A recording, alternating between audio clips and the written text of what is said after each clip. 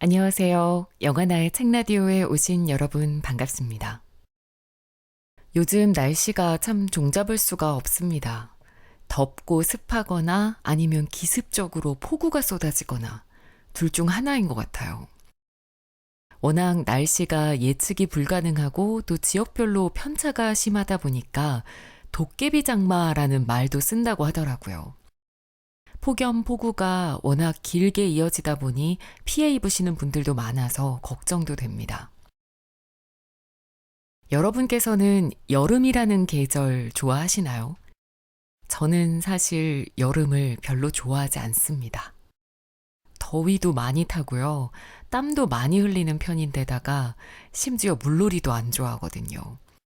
그래서 여름 하면 나에게 가장 힘든 시기라는 생각이 머릿속에 고정관념처럼 딱 박혀 있는데요. 어느 날 문득 그런 생각이 드는 거예요. 어차피 여름은 매년 그것도 몇 개월씩 지속이 되는데 매번 이렇게 나는 여름을 안 좋아해. 난 더운 거 싫어. 이런 생각만 하면서 보내는 건 너무 평생 오랜 시간을 불행하게 보내는 거 아닐까. 그래서 올여름은 어떻게 하면 조금 즐겨볼 수 있을까? 긍정적으로 시간을 보낼 수 있을까? 고민을 하다가, 올여름은 여름과 관련된 책들을 한번 읽어봐야겠다 싶었습니다. 그래서 여름과 관련된 책들 몇 권을 구입하고 또 몇 권은 도서관에서 빌려왔는데요. 오늘 소개해드릴 책도 바로 그 중 하나입니다. 영화나의 책라디오 57번째 책, 아무튼 여름입니다. 여름하면 떠오르는 책, 여름 추천책 이렇게 찾아보면 빠짐없이 꼭 들어가는 책이더라고요. 그래서 저의 첫 번째 여름책으로 선택해서 이번에 읽어봤습니다. 모든 책의 제목이 아무튼 땡땡으로 이루어진 이 아무튼 시리즈. 아마 책에 좀 관심이 있는 분들이라면 아실 만한 인기 있는 에세이 시리즈죠. 위고, 제철소, 코난북스 이 세 출판사가 함께 기획하고 돌아가면서 출판하고 있는데요. 7년째 50여 권의 책이 출간될 정도로 많은 독자의 사랑을 받고 있는 시리즈입니다. 이렇게 작은 가방에도 쏙 들어갈 만한 부담 없는 크기로 가지고 다니면서 읽기 좋게 제작된 것도 특징인데요. 피트니스, 망원동, 스릴러, 연필, 발레, 스웨터, 후드티 등 한 대상을 향한 작가의 애정을 듬뿍 느낄 수 있는 에세이입니다. 한마디로 지극히 사적인 취향 존중 에세이인 거죠. 저자인 김신혜 작가는 10여 년 동안 TV 코미디 프로그램 작가로 일했고 이후에는 여러 권의 에세이를 내면서 현재는 전업 에세이스트로 살고 있는데요. 아무튼 여름은 2020년에 나온 아무튼 시리즈의 30번째 책입니다. 아무튼 시리즈에 걸맞게 이 책에는 한마디로 저자가 여름을 사랑하는 이유가 빼곡히 채워져 있습니다. 초당 옥수수, 맥주, 수영, 샤인머스켓, 냉면, 대나무 돗자리 등등 여름을 생각하면 떠오르는 22편의 이야기들이 담겨 있는데요. 작가의 개인적인 경험담들임에도 불구하고 누구나 비슷한 경험을 한 번쯤은 하면서 또 같은 생각을 했을 법한 이야기들이 굉장히 많아서 정말 재미있고 유쾌하게 읽을 수 있었습니다. 출판사의 낭독 허가 범위가 딱 두 챕터여서 어떤 부분을 골라서 읽어드릴까 평소보다 더 고심을 했는데요. 그럼 지금부터 제가 고심해서 고른 부분이 어떤 부분인지 함께 들어보실까요? 옥수수를 좋아한다. 그 중에서도 특히 제주 초당 옥수수에 열광한다. 내가 제주도에 가는 가장 큰 이유는 갓 딴 초당 옥수수를 먹을 수 있어서다. 만약 제주도에 사시사철 초당 옥수수가 난다면 서울 생활을 정리하고 내려가서 살 수도 있겠다는 생각을 했을 정도다. 여린 채소처럼 부드러우면서 알알이 톡톡 터지는 아삭한 식감과 달콤함을 가졌다는 초당 옥수수의 매력에 대해서는 진작 들어 알고 있었지만 옥수수니까 당연히 맛있겠지 라고만 생각했다. 하지만 온라인 마트에서 호기심으로 주문한 2개의 4,800원짜리를 맛본 이후로 세계가 뒤집혔다. 옥수수와 초당 옥수수는 아예 다른 것이다. 대한민국에 여름이 존재하는 이유 중 하나는 초당 옥수수 때문이다. 초당 옥수수는 달큰이 옥수수, 달콤 옥수수, 설탕 옥수수로 불릴 만큼 높은 당도를 자랑한다. 게다가 센 불에 푹푹 쪄서 따뜻하게 먹는 다른 옥수수와 달리 생으로도 먹을 수 있다. 옥수수를 생으로? 풋내나지 않겠어? 라고 생각할지 몰라도 한번 먹어보면 알 수 있다. 이건 채소가 아닌 과일이라는 것을. 상큼한 과즙에 버금가는 채즙이 입안을 적시고 혀 위를 구르는 알갱이를 살짝 깨물면 시원하게 톡 터진다. 채소 특유의 떫음이나 질김도 없어서 생으로 먹기에 부담이 없다. 아니, 초당 옥수수는 오히려 생으로 먹을 때가 더 맛있다. 세로로 길게 잘라서 샐러드에 넣어 먹어도 끝내준다. 앉은 자리에서 2개를 해치우고 서둘러 재주문 버튼을 눌렀지만 다음날 도착한 옥수수 맛은 전날 먹은 그 맛이 아니었다. 별로 달지도 않고 거칠게 마모된 이빨 같은 알이 옥수수대에 듬성듬성 박혀 있었다. 뭐야, 주문을 잘못했나? 알고 보니 하루 만에 제철이 끝나버린 거였다. 초당 옥수수의 계절은 짧다. 볕이 내리쬐기 시작할 즈음인 6월 초에서 7월 초까지가 피크다. 한 달 동안 바짝 맛있는 채소라니 벚꽃만큼이나 애틋한 정서가 느껴진다. 그런데도 나는 6월이 오면 발빠르게 옥수수 농장을 수배해 볼 생각을 하기보다 여름 휴가를 어디로 갈지 정신이 팔려 있어서 매해 초당 옥수수가 끝물일 때에야 맛보게 된다. 지난 여름에도 그랬다. 6월 말 친구들과 제주도에 갔다. 도착하자마자 금능해변을 찾았다. 그 근처에 아는 동생이 운영하는 독립서점이 있기 때문이었다. 제주도에 갈 때마다 들러 멋진 공간에 감탄하면서 다량의 책을 쓸어 담는 게 주요 일과인데 그날은 동생이 책 대신 김이 모락모락 나는 비닐봉지를 펼쳐 보였다. 언니, 초당 옥수수 좋아해요? 비닐봉지 안에는 전자레인지에 3분에 걸쳐 2번 돌렸다는 샛노란 옥수수가 들어있었다. 여린 껍질 안에 단단히 자리 잡은 옥수수를 보니 절로 탄성이 흘러나왔다. 영롱하고 탐스러운 빛깔에 손대면 톡하고 데일 것만 같은 후끈한 매력. 화상 따위 알 바 아니라며 재빨리 하나 집어들었다. 아싸, 호루라기 불어야지. 옥수수는 하모니카라는 동요 공식도 잊어버릴 정도로 흥분해서 옥수수로 한참 호루라기를 불었다. 그 모습을 본 동생은 사진을 찍고 같이 간 친구들은 내가 사는 동네 이름을 붙여서 땡땡동 호루라기라며 놀렸지만 내 눈엔 그저 옥수수만 보였다. 1년 만에 만난 그 맛은 그야말로 감개무량했다. 동생의 소개로 직접 농장에 찾아갔고 20개들이 한 포대를 사서 제주 여행 내내 먹었다. 남은 건 여행 가방에 넣어가지고 돌아왔다.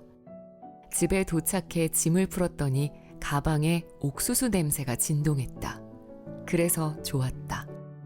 그날 이후로 끝물이 될 때까지 재주문해서 하루에 1개 혹은 2개씩 꼬박꼬박 섭취했다.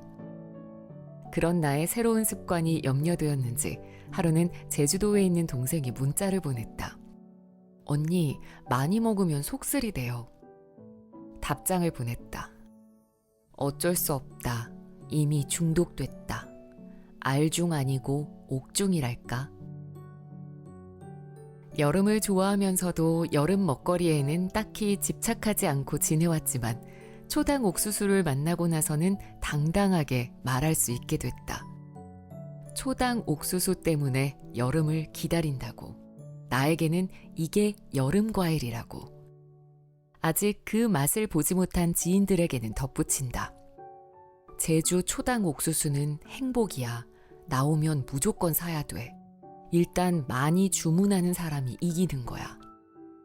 아무도 시키지 않은 초당 옥수수 전도사 역할을 자처하며 주변 사람들을 닥달했지만 결국 내가 제일 많이 사서 제일 많이 먹는다. 그러다 보면 어느새 여름이 끝나 있다. 좋아하는 게 하나 생기면 세계는 그 하나보다 더 넓어진다. 그저 덜 휘청거리며 살면 다행이라고 위로하면서 지내다 불현듯 어떤 것에 마음이 가면 그때부터 일상에 밀도가 생긴다. 납작했던 하루가 포동포동 말랑말랑 입체감을 띈다. 초당 옥수수 덕분에 여름을 향한 내 마음의 농도는 더 짙어졌다. 지금 냉동실에는 아껴둔 초당 옥수수가 2개 남아있다. 오늘 하나 쪄먹을까? 그럼 하나밖에 안 남는데. 생각이 이어진다. 과연 나는 오늘 남은 초당 옥수수 2개 중 하나를 섭취해도 될 만큼 진하게 살았는가? 모르겠다. 자신 없지만 일단 찜기에 물부터 올려놓고.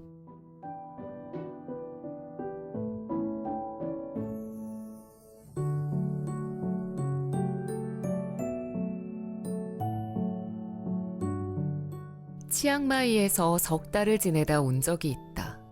표면적으로는 아무런 방해물 없이 원고 작업을 하기 위해서라고 했지만 당신은 심리적으로나 일적으로나 방황하던 시기여서 그게 어디든 사는 데만 아니면 될 것 같았다. 그때는 구질구질한 현실을 잊기 위해 방구석에 틀어박혀 영화만 봤다. 이미 본 영화를 보고 또 봤다. 그중 하나가 러브 액츄얼리였는데 영화 속 모든 이야기가 현실과 지나치게 동떨어져 있어서 보다 보면 묘한 환각 상태에 빠져들었다. 영화에 등장하는 다양한 캐릭터 중에서도 콜린 퍼스가 연기한 제이미의 이야기에 특히 몰입됐다. 작가인 제이미는 아내의 불륜 현장을 목격하고 충격을 받아 포르투갈의 작은 마을에 있는 별장으로 떠난다. 그가 겪게 된 사연은 둘째치고 아름다운 자연에 둘러싸여 글쓰기에 몰두하는 모습이 참으로 멋져 보였다. 나도 언젠가는 저렇게 낯선 곳에 틀어박혀 글 쓰고 싶어. 일에만 몰두하며 나 자신에 대한, 세상에 대한 억눌린 감정을 떨쳐버리고 싶어. 하지만 그때는 쓴 책이 줄줄이 잘 되지 않았고 하고 있던 방송 일도 아예 그만두었기 때문에 수중에 돈이 거의 없었다. 그래서 더더욱 여기 있기 싫었다. 눈만 뜨면 눈물이 났다. 길을 걷다 보면 누군가의 발길에 짓밟히고 말라비틀어져 바람에 쓸려다니는 낙엽이 꼭 나 같았다. 걸음마다 따라오는 은행 구린내가 내게서 나는 냄새 같았다. 가만히 앉아있다가도 신경질이 솟구쳤고 틈만 나면 가까운 사람들에게 화가 치밀었다. 지금 생각하면 우울증이었던 것 같다. 내가 가야 할 곳은 치앙마이가 아니라 병원이었던 것 같다. 그러나 그럴 때일수록 현실을 받아들이고 싶지 않은 법. 그래서 일단 도망치기로 했다. 이렇게 우울한 것은 다 날씨 때문이다. 가을바람이, 겨울 공기가 나를 이 지경으로 만든 것이다. 일단 햇살이 따뜻한 곳으로 가기만 하면 다 좋아질 거라 믿었다. 지금 나에게 필요한 건 여름이야. 뜨거운 무언가야. 고민 끝에 한 번도 가보지 않은 태국 북부 도시 치앙마이를 택했다. 이유는 2가지였다. 여름나라니까, 또 물가가 싸다고 하니까. 인터넷에서 알아보니 치앙마이의 창푸악이라는 동네에 한 달 방세가 우리 돈으로 17만 원이 채 안 되는 원룸 아파트가 있다고 했다. 길거리 포장마차에서 파는 쌀국수 한 그릇에 15바트라니 우리 돈으로 600원 정도, 볶음밥이 20바트 정도 한다니까 우리 돈으로 800원쯤. 세 끼를 다 밖에서 사 먹는다 해도 한국에서 생활하는 비용보다는 저렴할 것 같았다. 그렇게 석 달을 있다 오면 여러모로 절약할 수 있으리라 생각했다. 그래, 따뜻한 곳에 가서 지내다 오자. 루틴을 만들어서 원고 작업도 차근차근 해보자. 이 계획을 들은 친한 언니가 말했다. 그럼 나 잠깐이라도 같이 갈래. 그 말에 2인분 여행을 예약해뒀는데 갑자기 언니가 급한 일이 생겨 갈 수 없게 됐다. 그 덕에 같이 예약한 숙소에서 2주 동안 혼자 지내게 됐다. 허전한 마음을 안고 방콕 경유 치앙마이행 비행기에 올랐다. 그런데 태국은 4계절 다 여름인 나라 아니었나?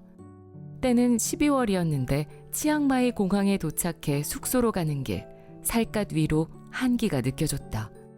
현지인으로 보이는 사람들 중에는 털모자를 쓰고 오리털 파카를 입은 이도 있었다. 트렁크에 잔뜩 챙겨온 한여름 옷들과 수영복이 쓸데없는 짐짝이 되어버렸다. 도착하자마자 긴팔 옷과 수면 양말을 사려고 낯선 상점가를 두리번거렸다. 동행이 있었다면 가라앉은 기분을 다독이면서 여기도 가보고 저기도 가봤겠지만 혼자 썰렁한 바람을 느끼며 돌아다닐 마음이 들지 않았다.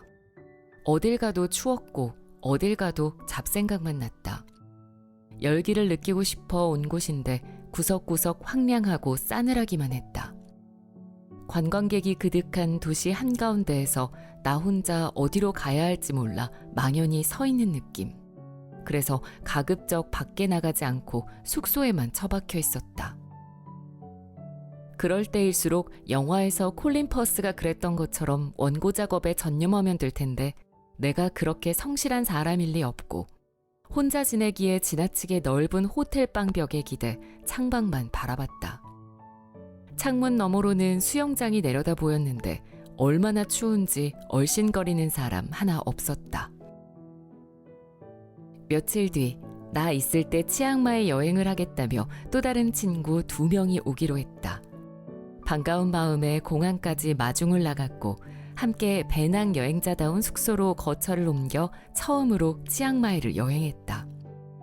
마치 20대 때 홍대 길바닥에서 그랬던 것처럼 쓰러질 때까지 술을 마시고 혼자서는 엄두를 못 낸 음식을 같이 먹고 쇼핑도 하고 한국말로 실컷 떠들고 오랜만에 친구들을 만나자 앓고 있는 줄도 몰랐던 향수병이 치유되는 느낌이었다.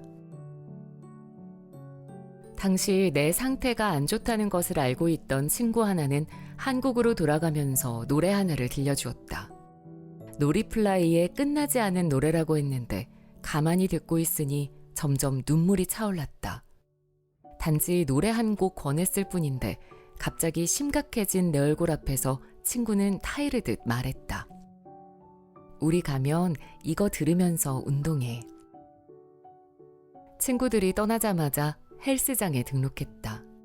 매일 아침 눈 뜨자마자 헬스장까지 좀비처럼 걸어가 끝나지 않은 노래를 반복 재생하며 러닝머신 위를 달렸다. 그 노래가 있어 다행이었다. 요즘도 여름이 되면 그 노래와 함께 달린다. 들을 때마다 그때 생각이 나서 마음이 꿀렁댄다. 2달 반 동안 머물 월세 17만 원짜리 아파트는 볕이 잘 들고 조용했다. 게다가 주변에 카페와 식당은 물론 대형마트와 백화점도 있어서 혼자 생활하기에 어려움이 없었다. 어느새 치앙마이의 짧은 겨울이 끝나가고 날씨도 점점 따뜻해지고 있었다. 남은 기간 편안히 작업하면서 잘 지내다 갈 수 있을 것 같았지만 결국 그러지 못했다. 꾸역꾸역 혼자 밥 먹고 글 쓰고 운동하고 장 보면서 툭하면 외로웠다. 생각해보면 그때 했던 모든 건 한국에서도 충분히, 아니 더 잘할 수 있는 일이었는데 왜 멀리까지 가서 그러고 있었을까? 대체 그때 나는 뭘 원했던 걸까? 그 시절 내가 그리워한 건 여름이 아니라 여름의 나였다. 여름만 되면 스스로를 마음에 들어하는 나, 왠지 모르게 근사해 보이는 나, 온갖 고민과 불안 따위는 저 멀리 치워두고 그 계절만큼 반짝이고 생기 넘치는 나를 다시 만나고 싶었다. 하지만 이미 마음이 겨울인 사람은 여름나라에서도 겨울을 산다. 손 닿는 건 모두 얼음으로 만들어버리는 겨울왕국의 엘사처럼 싸늘한 마음은 뜨거운 계절조차 차갑게 만들어버린다. 그 경험을 통해 알게 되었다. 여름을 완성하는 건 계절이 아닌 마음이라는 것을. 그때 나는 그 어디서든 여름을 즐길 준비가 되어 있지 않았던 거다. 어느새 치앙마이는 인기 여행지가 되었다. 몇 년 전까지만 해도 직항편이 없었고 비행기 티켓도 비싼 편이라 여행하기 부담스러웠는데 이제는 저가 항공에도 직항편이 생겨서 더 많은 사람이 치앙마이로 떠난다. 나 빼고. 석 달 가까이 지내면서 가장 불편한 점은 교통이었다. 주요 교통수단은 썽테오라는 트럭인데 탈 때마다 흥정하고 길을 물어봐야 해서 외출하기도 전에 진이 빠졌다. 지하철이 없는 곳이라 이동할 때는 자동차나 트럭, 오토바이 혹은 툭툭을 이용하기 때문에 도시 전체에 매연이 가득했다. 이제는 버스를 이용할 수도 있고 그랩 서비스로 택시 타는 일도 수월해졌다고 한다. 치앙마이의 자연은 아름다웠지만 제대로 보려면 투어를 신청하거나 스쿠터를 탈 줄 알아야 했다. 겁 많고 게으른 사람에게는 딱히 매력이 느껴지지 않는 모험지였다. 모든 이유를 차치하고 쓸쓸한 기억만 가득한 그곳은 어쩐지 다시 추억하고 싶지 않은 곳으로 남았다. 하지만 언젠가 계절이 아닌 내 마음이 여름일 때 다시 가보고 싶다. 구질구질한 내 외로움이 덕지덕지 붙어있을 뒷골목을 걷다 보면 그때는 하지 못했던 진짜 여행을 할 수 있을지도 모른다. 그러다 보면 치앙마이에 대한 다른 감상을 갖게 될까? 결국 그곳을 사랑하게 될까? 그걸 확인하기 위해서라도 언젠가 다시 한번 가봐야겠다. 두 귀에는 끝나지 않은 노래가 흐르는 이어폰을 꽂고 곁에는 든든한 누군가와 함께.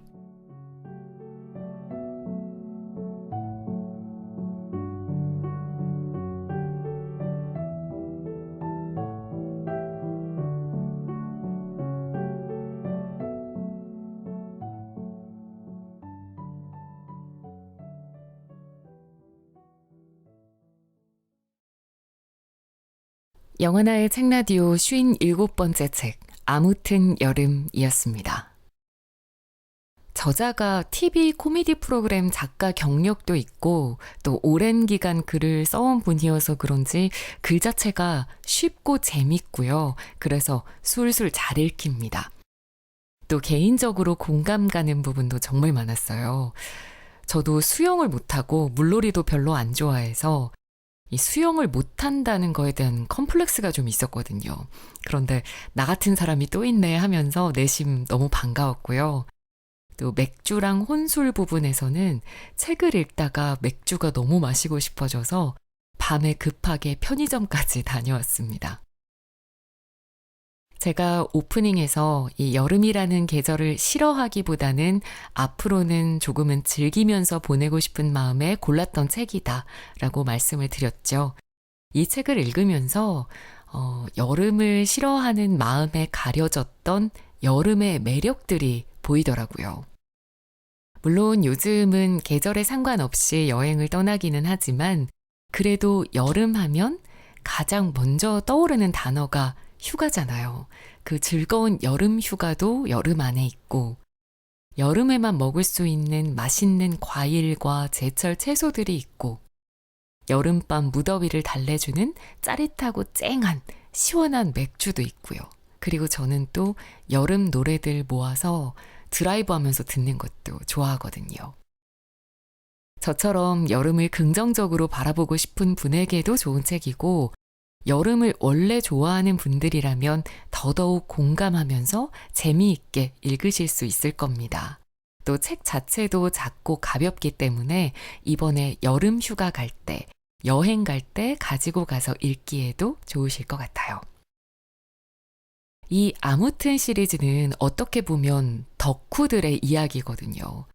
덕후라는 게 예전에는 사회성이 부족한 채로 한 가지 취미 생활에만 빠져 있는 좀 부정적인 의미로 쓰였었는데 지금은 그렇지 않습니다. 오히려 각별한 열정과 흥미를 가지고 있는 사람, 그래서 전문가보다 더 전문가라는 긍정적인 의미로 사용되는 경우가 더 많죠. 제가 바로 전 영상에서 소개해드렸던 작은 기쁨 채집생활 책이 말하는 내용과도 비슷한 것 같은데요. 남들이 뭐라 하든 상관없이 어떤 대상에 각별한 애정을 갖고 있는 그 자체가 삶의 원동력이 된다고 저는 생각하거든요. 거창하지 않아도 되고 정말 정말 사소해도 상관없습니다. 내가 좋아하는 그 무언가를 떠올리면서 슬며시 미소 지을 수 있게 된다면 그게 바로 삶의 기쁨이고 행복이 되는 거죠. 요즘 왠지 모르게 좀 지쳐가고 있다거나 내가 뭘 좋아하는지에 대한 느낌이 좀 옅어진다는 생각이 드신다면 이 책을 한번 읽어보시면 좋겠습니다. 네, 오늘 영상은 이렇게 마무리하겠습니다. 다음 영상으로 찾아올 때까지 모두들 시원하고 건강한 여름날 보내시기 바랍니다. 감사합니다. 영하나였습니다.